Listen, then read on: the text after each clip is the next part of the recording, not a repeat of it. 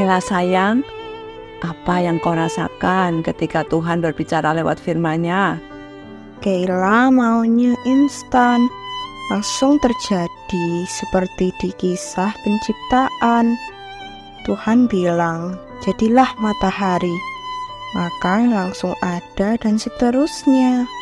Mari kita mohon agar firman yang akan kita dengarkan cepat bekerja dan berkuasa, karena bila berkehendak, Dia dapat membuat firman-Nya seperti api yang bisa jadi sumber energi panas yang membuat makanan jadi nikmat.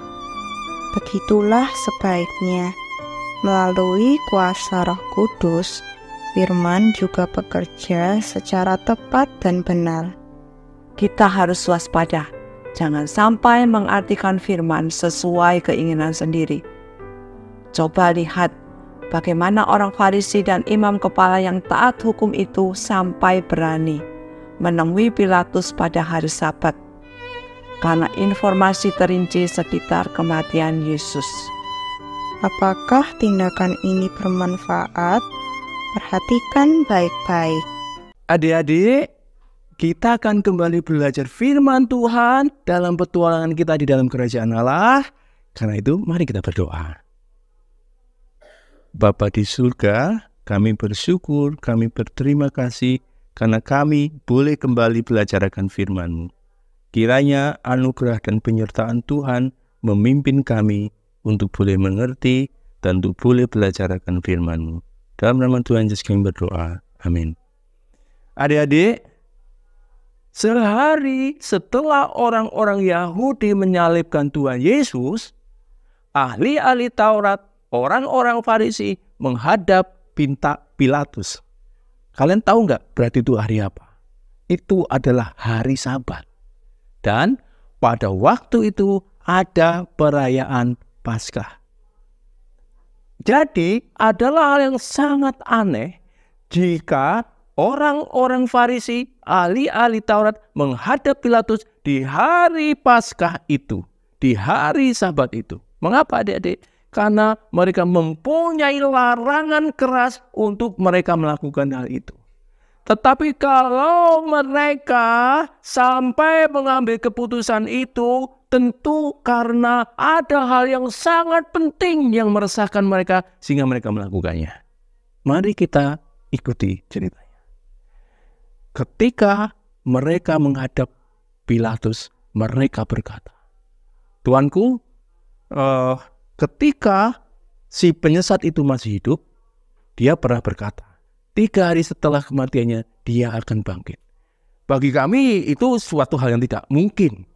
Tetapi bisa saja murid-muridnya itu mencuri mayatnya, kemudian mereka berkata, dia sudah bangkit.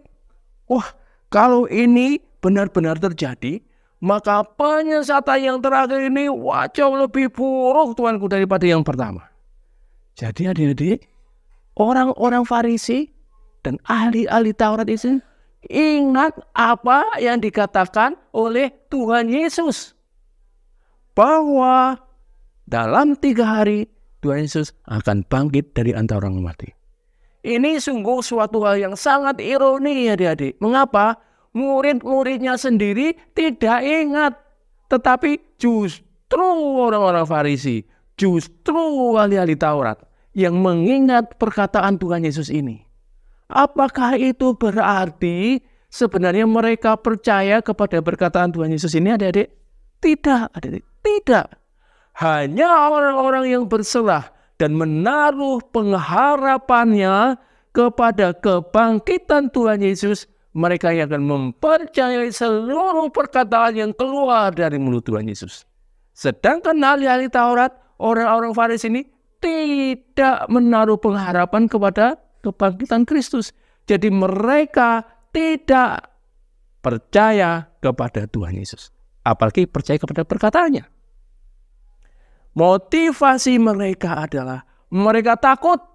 Takut kalau murid-murid mencuri mayat Tuhan Yesus, kemudian mereka di tengah-tengah masyarakat menyebarkan, Tuhan Yesus bangkit, Tuhan Yesus bangkit. Itu yang tidak dikehendaki oleh ahli-ahli Taurat dan orang-orang Farisi itu adik-adik. Jadi adik-adik, mereka mengharapkan urusan dengan Tuhan Yesus tuntas. Setelah Tuhan Yesus disalibkan dan mati, harapan mereka sudah selesai. Tidak ada lagi pengaruh dalam nama Yesus itu. Mendengar perkataan orang-orang Farisi dan ahli Taurat itu, kemudian Pilatus bertanya, kalau begitu apakah yang kamu kehendaki? Oh Tuanku, sebaiknya kubur orang itu dijaga oleh prajurit-prajurit.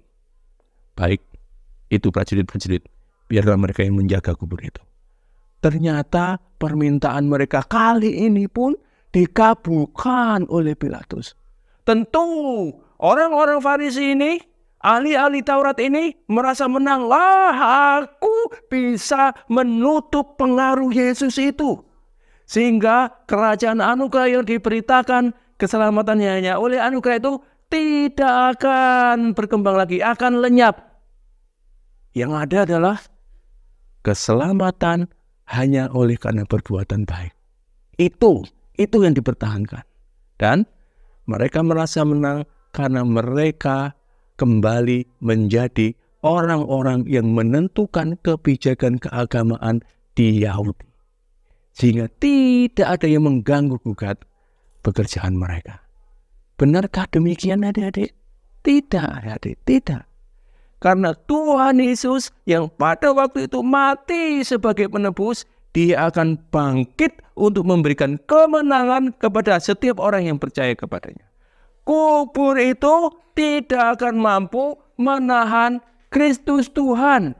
Karena Kristus akan bangkit. Kristus akan memberikan pengharapan kepada setiap orang yang percaya kepadanya. Pengaruh Tuhan Yesus, pengaruh pengajarannya, dan hidupnya tidak bisa dibungkam, tidak bisa dimatikan, tidak bisa dilenyapkan oleh usaha manusia. Ini adalah sebuah pengajaran yang sangat indah. Mengapa? Karena kehidupan orang-orang yang percaya kepada Tuhan Yesus tidak akan mungkin lenyap, tidak mungkin akan dihapus, tidak akan mungkin menjadi sia-sia oleh kematian. Mengapa? Karena hidup mereka suatu saat nanti akan dipulihkan oleh Tuhan Yesus. Adik-adik, maukah kalian dipulihkan oleh Tuhan Yesus? Kalau kalian mau hidupnya dipulihkan oleh Tuhan Yesus, buka hati, terima Dia sebagai Tuhan, sebagai Juru Selamat di dalam hidupmu. Amin. Mari kita berdoa. Bapa di surga, kami bersyukur, kami berterima kasih karena Kristus bangkit. Di dalam Kristus kami mempunyai pengharapan. Di dalam Kristus kami mempunyai masa depan. Untuk itu tolonglah kami ya Tuhan. Supaya kami tidak hidup sembarangan. Namun boleh hidup kudus dan memperkenan hati Tuhan. Sehingga kami boleh menyatakan hidup yang berpengharapan di dalam Kristus Yesus Tuhan. Jadikanlah kami saluran berkat yang mempermuliakan nama-Mu ya Tuhan. Dalam nama Tuhan Yesus kami berdoa. Amin.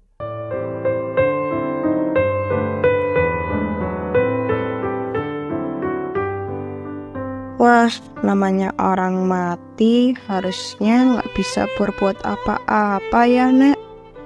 Kalau kita baca cerita, begitu tokoh utama mati, maka cerita akan berakhir dengan kesedihan. Sangat berbeda dengan kematian Yesus, karena menghapus konsep keselamatan melalui perbuatan baik. Puji Tuhan, firman Sang Pembuat Hukum yang kini berlaku, yakni kita mendapat keselamatan bukan melalui berbuat baik, melainkan dengan kuasa kebangkitan Kristus yang telah menang melalui kematian. Gerbang dunia orang mati telah terbuka bagi orang yang percaya pada Kristus. Mari minta ada kobaran api yang membakar hati setiap umat Tuhan melalui pembacaan Alkitab dalam Matius 28 ayat 1-4. Sampai jumpa.